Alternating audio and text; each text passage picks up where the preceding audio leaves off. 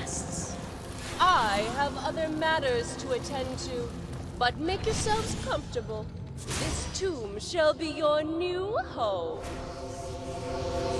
Oh, Elsbeth. Hey there, guys, it's Jesse, and today I'm going to show you an after-the-fact video of the Iron Tomb dungeon run I did back in Phase 4 of the Rift Beta. Now, I've been wanting to show you this for a while. My character, Funk in the Trunk, is level 17 now, and I'm in a group with a bunch of really high-level peoples, so this should go very quickly.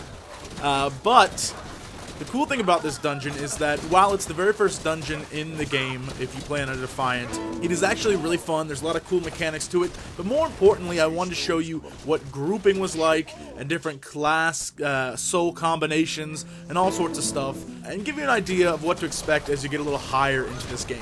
Now, I had mentioned in one of my videos that I was kind of disappointed that the starting experience really doesn't show you everything this game has to offer, so I'm hoping this will show you just a little tiny bit more. Now, while we kill these guys here, let's talk about who is in my party. Of course, there's me, Funk in the Trunk, and if you want to know what my character is, I'm a rogue who has the Blade Dancer soul, which is like a high DPS spec. Also, I'm part Bard soul, so I can blow horns and buff my group. And I'm also a Rift Stalker, which gives me benefits to the other two souls, but I really haven't focused on much. But what that is, it's more like a tank spec rogue. So you can be a rogue that has like a powerful shield thing that covers your body and stuff, and you can aggro. It's very cool. Now, I'm going to try and go through the other people in my party. I really can't tell you everything about their specs, but I can tell you that the way our party is put together is kind of strange, and you will not see this in a lot of MMOs out there. Alright, so let's look at this Kurosu guy. He is a warrior, but at the same time, he has a Beastmaster spec. As you can see, his little pet is running around with him there. And I think he had mentioned he was a warlord, which means he provides buffs for the entire group, which is very cool. But clearly in this role, as a warrior, he is a DPSer slash helpful party member. He's not the tank. Now let's move on down the list. Litella is a mage who is a pyromancer, necromancer, and chloromancer, which means she has fire magic, can summon the dead, and heal. Now, I know a lot of people are like, say, what? So yeah, those are her abilities, and in this case, no joke, she's our healer. So, the person who's summoning the undead minions, you can see her character, Dem Bones, she's the one healing the group right now. So if you're like me, you have never seen that in another MMO. I was blown away by that fact. The next person, Shaula, is a elementalist, and I'm trying to think of what her other abilities is. She does, as you can see, have that rock elemental. But yeah, so that is another mage class who is with us. And last, but certainly not least, is Mazhar, and he is a cleric who is our tank. No joke, he's the one tanking right now. So the guy you expect to be healing is the tank. The guy you expect to be doing DPS is the healer. The guy you expect to be doing a tank is doing DPS. Anyway, it looks like we're at the first boss, so I'm going to let you enjoy this little bit so you can see what the very first boss in the game is like. First you befoul this thing.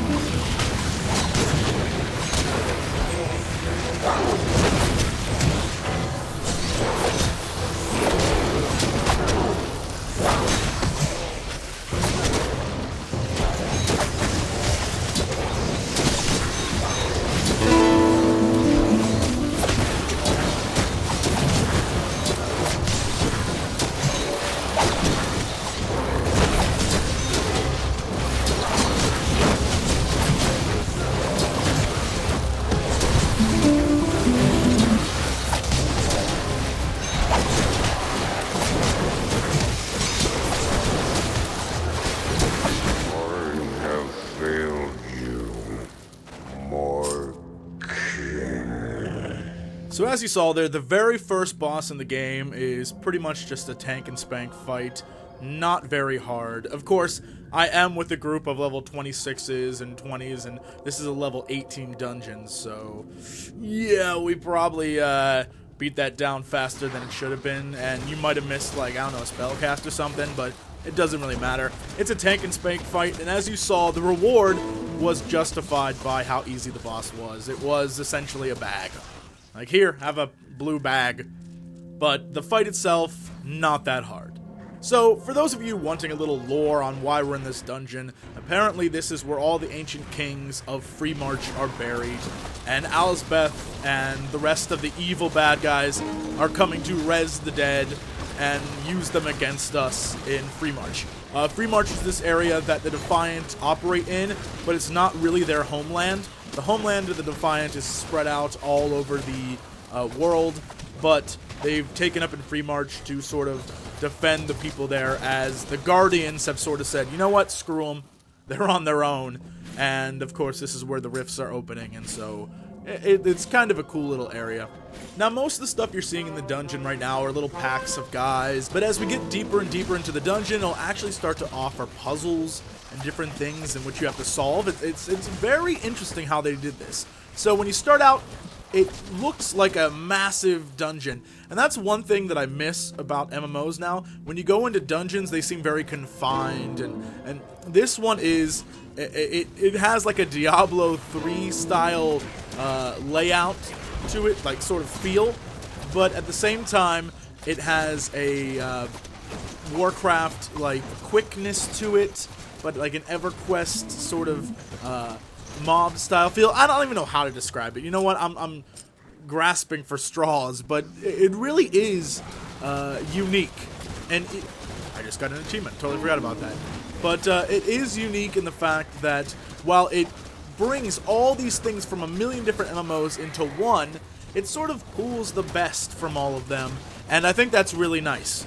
And hopefully when I finish up this video and bring you the second part of the dungeon and a later video and bring you my final Rift beta video, which is like a compilation of all the things in it that I've never shown you that you need to see, I guarantee you need to see in order to truly get like a grasp of the game, I definitely think you will start to appreciate a little bit more. It doesn't mean you're going to want to play it, but at least you'll appreciate the game. Anyway, I think that's it for this video. I'm going to get to work on part 2 of the dungeon run that actually has the cool things in the dungeon. This was sort of just an introduction to what I'm doing. Hopefully you want to stick around and you want to see that, so I'll see you guys next time. Thank you, subscribe, all that stuff, thumbs up, you know the rest. And as always, to be continued.